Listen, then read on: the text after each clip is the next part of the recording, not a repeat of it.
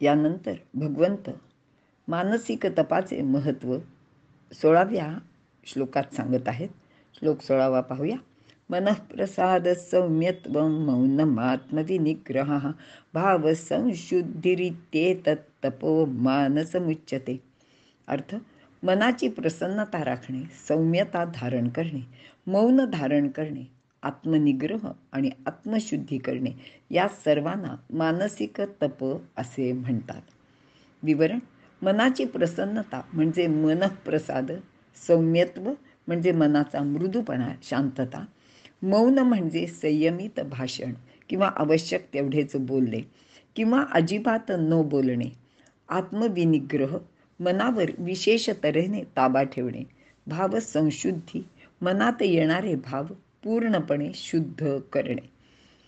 माणसाला कोणत्याही प्रकारची परिस्थिती प्राप्त झाली तरी त्याने आपले मन नेहमीच प्रसन्न ठेवावे. तसेच मनाची मृदुता किंवा शांतपणा नेहमी स्थिर ठेवावा. मनात क्रूर भाव उत्पन्न होऊ देऊ नयेत. मनोनिग्रह, इंद्रियनिग्रह व आत्मसंयम करावा. आपल्या सर्व शक्ती आपल्या स्वाधीन ठेवाव्यात व अंतःकरणाची पवित्रता चांगल्या प्रकारे राखावी. मौन धारण करावे. अशा प्रकारचे जे तप आहे ते मानसिक तप आहे असे भगवंत सांगत आहेत. आता मौन धारण करण्याने आपल्यामध्ये वाणीचा दोष उत्पन्न होत नाही आणि वाणीच्या अनाठायी उपयोगाने होणारे दुष्परिणाम टळतात. तसेच शक्तीचा व्यर्थ व्ययसुद्धा होत नाही. आपल्या बोलण्याने आपली शक्ती खूपच खर्च होते, म्हणून आपण वाणीचा संयम केला तर लाभच होतो. मौन धारण करणे हे एक प्रबल योग साधन आहे. यामुळे मनस्ताप नाहीसा होतो. पण मौन धारण करणे म्हणजे अजिबात न बोलणे हा एक जसा अर्थ आहे, तसेच आवश्यक व उचित संभाषण करणे असाही एक अर्थ आहे. माणसाने जर संपूर्ण मौन धारण केले तर आपले म्हणणे इतरांना सांगण्यासाठी त्यांना खाणाखुणा कराव्या लागतात.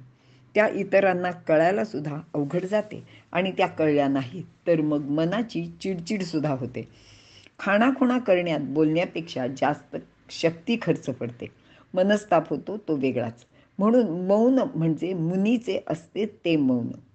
आपण 5व्या अध्यायात पाहिलेलं आहे की भगवंतांनी सांगितलंय की वीतराग भय क्रोध स्थित धीर मुनिरुच्यते.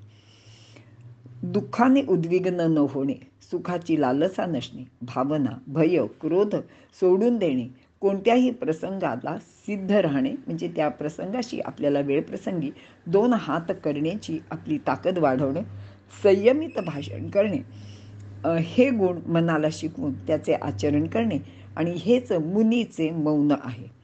मनातील विचार कष्टाशिवाय मुखावाटे भाषेच्या रूपाने बाहेर येतो व तो इतरांना समजतो.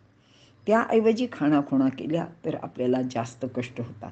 म्हणून समाजात राहणाऱ्याने अजिबात न बोलण्याचे किंवा मौन अशा न बोलण्याचे असे मौन पत्करू नये. आत्मनिग्रह, भावसंशुद्धी, स्वतःवर ताबा ठेवणे तो आपल्या प्रत्येक कृतीत असायला हवा.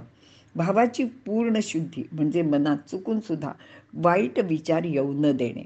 कित्येक वेळा आपण विचाराप्रमाणे कृती करत नाही, म्हणजे वाईट किंवा विचार आला तर तसं आपण लगेच वाईट कृत्य करत नाही.